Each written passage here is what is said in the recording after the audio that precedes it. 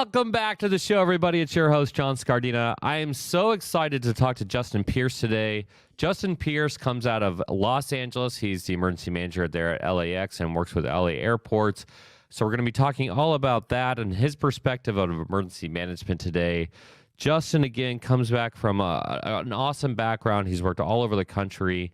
I've reached out to him several times only because I keep on seeing these amazing posts on LinkedIn. And I was like, you know what? This guy knows what he's talking about. We need to have him on the show. Justin, we're so glad to have you on here. Let's just jump in real fast and talk about plans. We don't want to waste any time.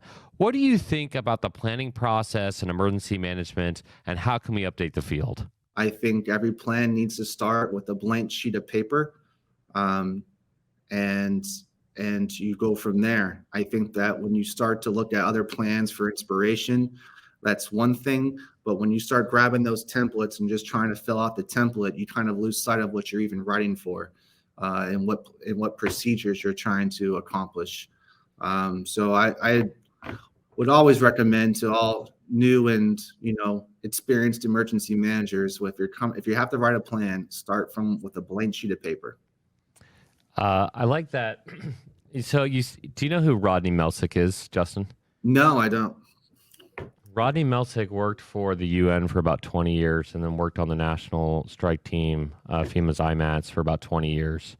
I call him the godfather of emergency planning because even though he's retired, like, he'll still influence all these emergency managers. Oh, you should do this. You should think about that. And he was a big advocate for planning assumptions and looking at your planning assumptions and questioning what you thought was right, and diving really deep into that side of the house. And he's basically, in my mind, the greatest emergency planner on earth, and will probably be for some time, just because the way he thought about it. He worked with so many different communities.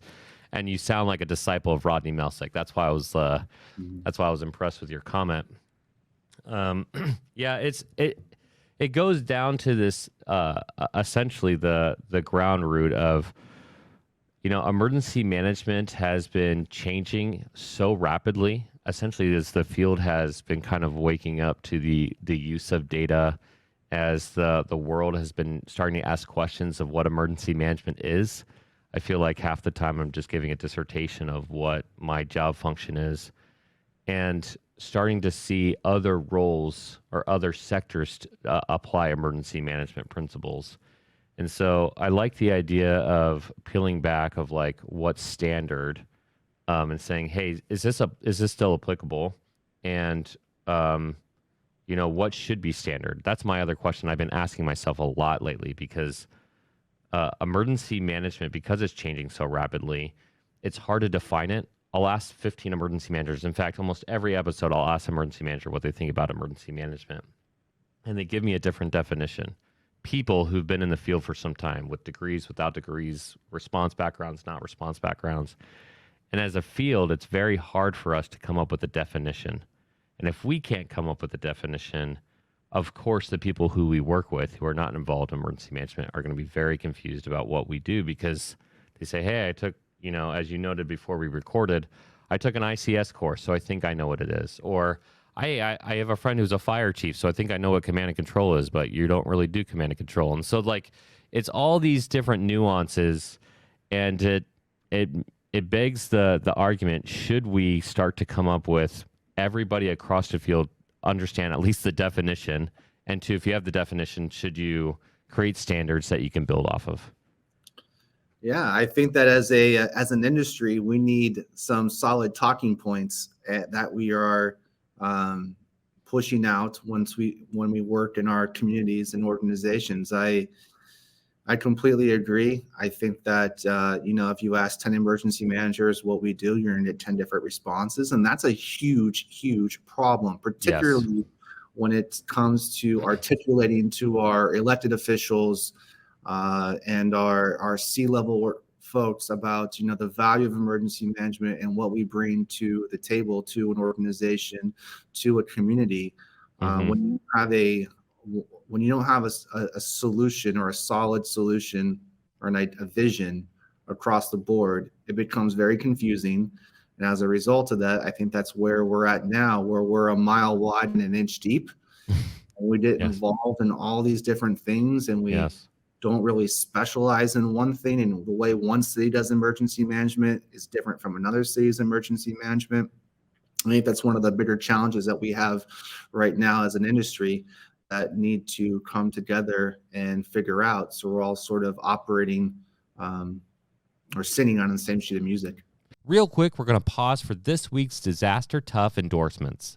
This show is owned and operated by professional emergency managers at Doberman Emergency Management. We apply disaster tough logic by protecting life, property, and business continuity through planning, mitigation, and training. Check us out at DobermanEMG.com or click on the show notes. Radio comms just got a major breakthrough with the L3 Harris XL Extreme 400P. It's the newest and toughest radio out there. Built by their space and tactical teams, the XL Extreme series can take a beating. 1,700-degree blast of heat, repeated 3-meter drops, rain, salt water, you name it. The XL Extreme series by L3 Harris can take it. Visit L3Harris.com to schedule your demo today. The battle to monitor and contain COVID-19 just got exponentially better for us. We are officially introducing an electronic, reusable, yes, reusable COVID-19 test through our sponsors. It's called the COVID Plus Test, created by Tiger Tech, distributed by FS Global. This is the first FDA-authorized, rapid, non-invasive pre-screener. It's extremely easy to use. Forget those one-time use swabs. This is a disaster-tough technology. For more information on the COVID Plus test, check out our show notes. Okay, let's jump back in. Here's a fascinating one. When I was in the DC area, and we were talking about emergency management changing because FEMA was under DHS and the idea of protection. Now, my definition of protection, ironically, is different than probably what FEMA's definition is. But emergency management groups that we were talking to were considering the emergency managers carrying a weapon, which I would have never thought in a million years would have been a thing, right? The emergency manager, why is the emergency manager carrying a weapon? But, oh, hey, FEMA's under DHS and DHS has protection, and so I think I can get away with it. And so I'm going to hire, my friend who's a former sheriff, and we're now the emergency managers. And it's like, I've even asked people on this show, people who are on opposite ends of the spectrum on that topic, and like even to think like I would have why you're not law enforcement, right? You're that's not your job. But now there's those thoughts creeping in because we are trying to embed ourselves in every single area of a quote unquote emergency that we can't even knock down. Like, okay, we actually don't do that. Like, I'm not the law enforcement guy, but I work with law enforcement. I'll help out law enforcement through coordination, but I'm not the law enforcement guy. So even those kind of topics, it just shows that we need to wrangle that in quite a bit. As an emergency manager, I am the absolute last person that we want running around with a weapon. I would have no idea what to do with it. That's not going to help me with operational coordination, situational assessment, alert and warning. That's not going to help me accomplish my job. I might look a lot cooler, but it's not going to really help me accomplish my mission as an emergency manager. It just shows how ridiculous the thought process is and how wide scope our field is right now, because there's those who argue for it. I don't argue for that at all. My thought process is if I'm the law enforcement guy, then I cannot be the emergency manager, because the emergency manager is best served by coordinating all these different things, especially at an organizational level. When they come on scene, they need to know where to go. But if I'm responding, then they don't know where to go, right? Even if I did have that training, or even if somebody's listening and they're like, oh, I used to be X, it doesn't matter. Like the role of emergency management needs to work on that strategic level, not the tactical level, to be most effective. So I think about, when I think about the roles of emergency management, I really try to define it in functions and services. A service being operational coordination, where we're bringing together stakeholders who are responding to whatever incidents in front of us, to get everyone operating under a single battle rhythm with a common set of objectives, Mm. how they accomplish those objectives, or their own individual tactics, which that's not, I think, the business that we want necessarily to be involved in. And then ensuring that those are all being delivered in a synchronized way to mitigate the impacts, save life, save property, and then wrap up and demob and wait until we have to do it all over again. Excellent. So let's talk about that in a more like away from theoretical and into practice, right? So you work with airports in Los Angeles. Yes. Right. Yes. And so with airports in Los Angeles, how are you applying that? Like, quote unquote, who are your general stakeholders and how are you getting them on board? Because, correct me if I'm wrong, everyone who you work with, or most of the people who you work with, your stakeholders, are not even aware of EM, let alone have built that definition, whatever their definition is, into their own practice. How do you get them on board? That was a airports, pun. Yeah. What's that? That was an airplane pun. Get them on board. Oh, yes. I missed that. Oh, yes, the pun. Airports are very similar to a city in that there are multiple different jurisdictions within, an airport's property, and you have a variety of stakeholders, all ultimately there to serve those passengers and to get them onto the property safely, and then off the property in an aircraft as soon as possible. So you have the airport itself and their staff. So you have airport operations and facilities and maintenance and public relations, just like you do in any city. And then you also have your federal partners as well, with the FAA, who controls the air traffic control tower. You have TSA, who's operating the security checkpoints. If it's an international airport, you have Customs and Border Protection that's working in the federal inspection service areas. You probably have some sort of local public health or human services within the jurisdiction that airport resides, who are there to provide family assistance services if there were a type of incident at the airport. You oftentimes will have FBI. Every three-letter federal agency has some sort of footprint on large major airports, in addition to city and county, depending upon the construct of the airport itself. And then you have the airlines as well, who are obviously key stakeholders. Those airlines have service providers that are helping them operate. And then you look inside the terminals, you have your concessionaires who are there serving those passengers as well. And on top of that, airports are constantly growing and expanding. So you probably have massive construction going on throughout those footprints as well, who become obviously key critical stakeholders, or at least an audience in which you need to provide information and intelligence to, so they can protect their workers that are out in the field if you have incoming weather. So it's a very complex operating environment, and the same mechanisms that a city or state does to bring those partners together, or the same constructs in which airports bring their stakeholders together. I like the idea of the complexity of it. And I liked how you were walking through of like why it is so complex, and the idea of like so many people coming and going, and what that means for you. I have a couple offshoot questions as you were talking. One, I've heard from so many in the EM industry worry about quote unquote drones. As a guy who works at airports, how much do you actually focus on drones? Is this like a real concern, or is it like a lot of smoke from people who don't know what they're talking about? I think it's a huge concern. I think the emergency manager's role in that will differ depending upon the airport. From my perspective, I'm not necessarily concerned with the prevention or protection piece. I'm on the consequence management side. And so what I've focused in on is to truly understand what the impacts could be if something were to happen with a drone. That's where my focus is. We have a lot of other federal partners, law enforcement partners, who are trying to keep the airspace safe. Whereas my focus is on, if something were to sneak by the goalie, what do those impacts look like? so we can prepare to respond as quickly as possible. So do you also then focus on like security checkpoints then with consequence management? Because like there was Right. that what was it, 2015 or 2016?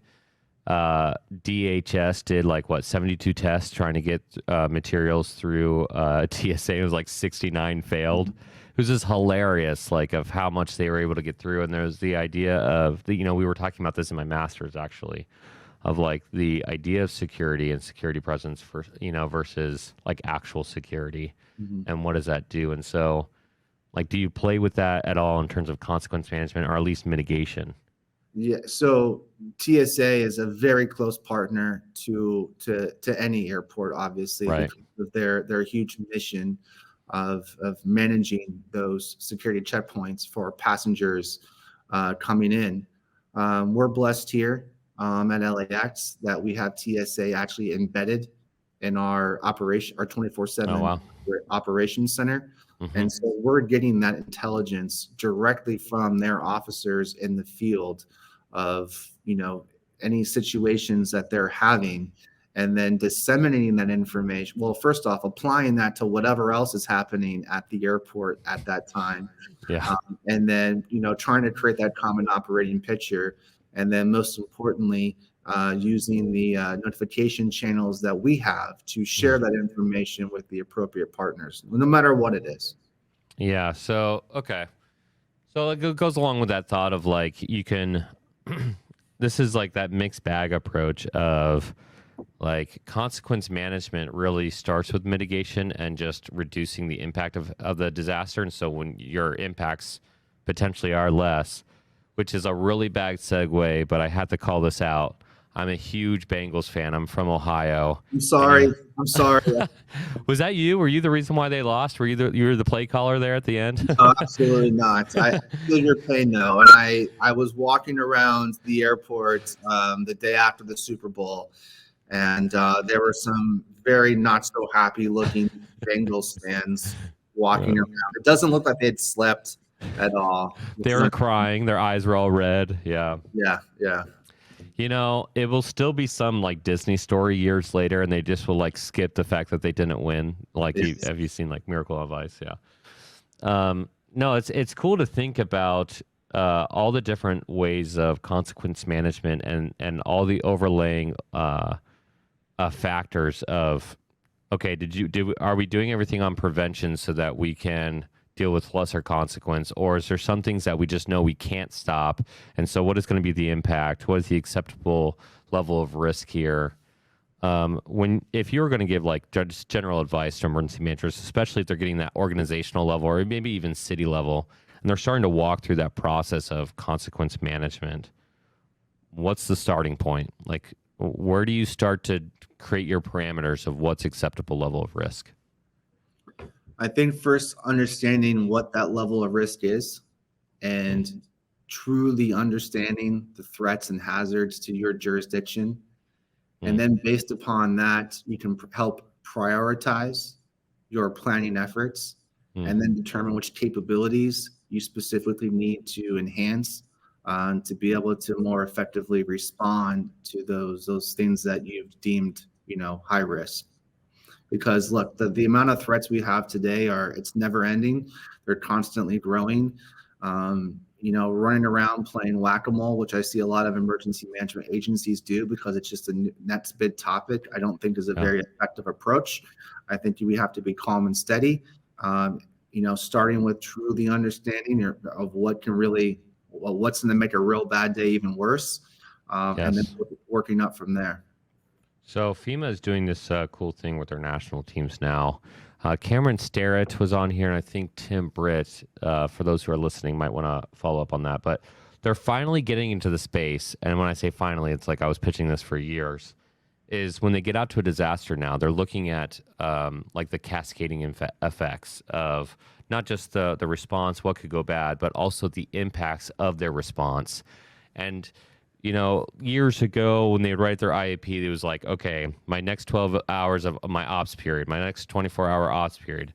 But now they're starting to do 4 or 5 days. And I think really we can get much further beyond that if we start applying quantum analytics, and I truly mean that. But if we start to look at some of this stuff in analytics, like the age old phrase that we all use is like every disaster is different. It's like, well, yeah, I'm sure there's. I've been to how many disasters, right? Large scale disasters. I didn't reinvent my job every time I went out there. I had to do things slightly different to be able to be most effective. But the idea of like reinventing the wheel every single time is both ineffective and wastes so much time. I mean, we need to start adding things that we say, hey, that worked for you, this works for me. Let's start finding things that will be applicable so that when the flood comes in, we're not like, oh, there was a flood. Who knew? Well, now when we know what's going to happen five days, maybe 1 year down the road, we do the same thing now with wildfires and mudslides. We know where the mudslides are going to happen because of wildfires. We don't have to just think about the wildfire anymore, right? Mm-hmm. So I think that's all in the idea of consequence management, right? Yeah. So let's end this up with talking about the next steps, because this is like most intriguing for our audience. We get the most questions from people of like, you had this really cool person on your show with this cool job. They don't even know how to get from like A to Z. Like they're just getting into the field. We have a lot of people who are students in emergency management right now. And a lot of times they hear only about the government side of emergency management. What attributes do you look for if you're going to be hiring, or if you're going to do your job steps again to be able to say, this is what you need to be effective in this role? My favorite question is when talking to that next gen emergency managers is where their passion is and what motivates them. I think those are two extremely important qualities when it comes to emergency management. When we're not, responding to a disaster, the work can be a grind, and you really have to be passionate about the field and mastering your craft in all aspects of that to be an effective emergency manager. So those are sort of the two top qualities I look for right away. And then my number one piece of advice to them is always, just say yes. Get involved and do any types of projects you can get your hands on. Because once you knock that first one out of the park, people are going to recognize that and want to bring you back for the next project and the next project. And that's where you'll really start to really master, the craft of emergency management. Now you sound like a disciple of Randy Griffin, who helped stood up DHS and professor at Georgetown. I think he's a fire chief now in New York, interestingly enough. But yeah, he'd always say that. Always say yes. Because you're going to start looking back on your career and, 5-10 years down the road, and you're going to have all these unique projects, successful projects, hopefully, under your belt. And now you're all of a sudden a generalist, which is you really want to be in emergency management. And you're going to start attacking different situations based off of lots of different experiences. So that's a great call out, saying yes to the idea of new opportunities that arise. I would say, don't slow down. As much as like people like want to take, like I've heard a lot of people say like, oh, the pandemic has been exhausting. And I feel that. I feel them and I feel for them. But the slow burn is the right burn for emergency management.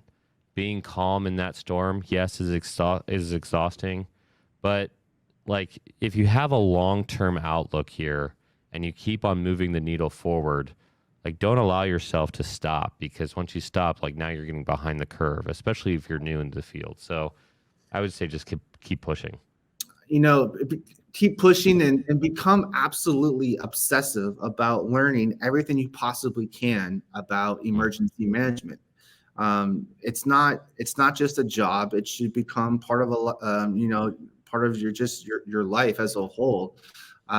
Particularly when you're just starting out in your career, you probably have, less responsibilities, than someone who's, been around for 20 years, and take advantage of that. Put an insane amount of hours in. And when you don't think you can put any more work in, do a little bit more. Yep. If you're going on vacation to a city, carve out 4 hours, call the local emergency manager, take them out to coffee, and just have a conversation with them about, those the hot button items at that moment. Build it into everything that you do. I had several phone calls leading up to the Super Bowl here in Los Angeles from emergency managers that I've met throughout the entire country, and was like, hey, I've never supported a Super Bowl before. Can I fly out on my own dime? I just want to be a fly on the wall just to learn. And That's awesome. In those situations, you say, absolutely, right? Those are the ones, and those are the emergency managers that I find most successful. They're just absolutely obsessive about this field that we're in, and will do anything to get their hands involved in projects. That's awesome. First of all, very good on you for saying yes to those people. I love the idea of being obsessive about this, and it's a lifestyle choice, because like you start to integrate like situational awareness. Like I had this running joke. My son's 2 years old, about to turn 3, and like I was trying to get his first word to be situational awareness. But like it's a lifestyle change. It's something to be obsessive about. There's other podcasts out there that we obviously support because they're part of the Readiness Lab. They'll do like every couple months they'll talk about all the books that they have read, and they'll present books out there. Now our style is more of hearing about the experiences of leaders, for example yourself. But if you're checking out different resources and they're telling you about the books to read, they're telling you, giving this career advice, you're listening to this podcast right now, and he just said, be obsessive, give somebody a call if you're going on vacation. What a fantastic idea. Not only do you get to see all the different perspectives of emergency management when you go out there, but talk about a phenomenal networking for places that you might want to live one day. Hey, I'm going to be in Hawaii. I'm going to talk to the emergency manager. Well, sweet. I got a job in Hawaii. In fact, I did that when I was in my undergrad. My wife said I wanted to live on the East Coast, or that she wanted to live on the East Coast. And so I set up informational interviews all over the place. And I was just trying to learn, see how they operated, see if I wanted to work there. But obviously I was trying to get a job, and I was able to thankfully land a job. And I'm really grateful for that. But I walked into my new job already understanding about 15 other places and how they operated in the region. And so when I started working and I said, hey, I work here now, oh, all of a sudden I have a couple friends too. So it's a phenomenal idea. It's a great way to look at life, for sure. I would say also, once you get that job or get that new job that gives you the ability to live, don't stop there. Times are changing. You can have multiple jobs at the same time. Pick up additional projects. Who cares if you're even compensated for it? If that you are, great, but just get involved. Do something with your local community. Join a CERT team. Join the Team Rubicons of the world. Pick up a consulting project on the side to go write an emergency operations plan for a different jurisdiction. It doesn't have to be, all right, I'm going to be an emergency manager. I'm going to work 9 to 5. I have, one city that I work for. I don't think that we're limited to that anymore. So I would say fill your cup up as full as humanly possible. Well, you just called it. So we had an intern position open at Doberman, and I had a lot of experienced emergency managers reach out to me, and I was pretty surprised by that. But those people who I mostly out of curiosity, I started talking to them, and almost every single one of them said, I just want different experiences of writing different kinds of plans, or I want to start training. And so those people were the hungry ones, and I was like, I got to find jobs for them, because like I want to work with people who want to think like that, and who want to gain more, because they're going to be more valuable both for me as a company, but also as individuals. Like that's the right mindset. So again, you're making all the right call outs, and I 100% support what you're saying. For those who listen to this episode, we're going to switch the tone here a little bit as we step out. Justin just provided, we were going to talk about LAX. That was my thought process walking in here. LAX, right? LA airports. But he walked through, I called him a disciple of Rodney Melsick. I called him a disciple of Randy Griffin, some of these huge people in our industry. And he's walking through what you need to do to be successful in the field, and how you should do that. One, because he's been there, obviously. You can tell by the way he's talking. But now you can take it in for yourself. So whether you're new to emergency management or you're experienced in emergency management, if you want to hit the next level in your career, take the advice that Justin just gave you, because it's the same things I've done, the same things my successful friends have done. Be hungry, be constantly hungry. Don't allow yourself to get full, and you'll be successful. And I think that's kind of the tune of this this episode of how do you be hungry in emergency management, what you should be doing, thinking things strategically even for yourself.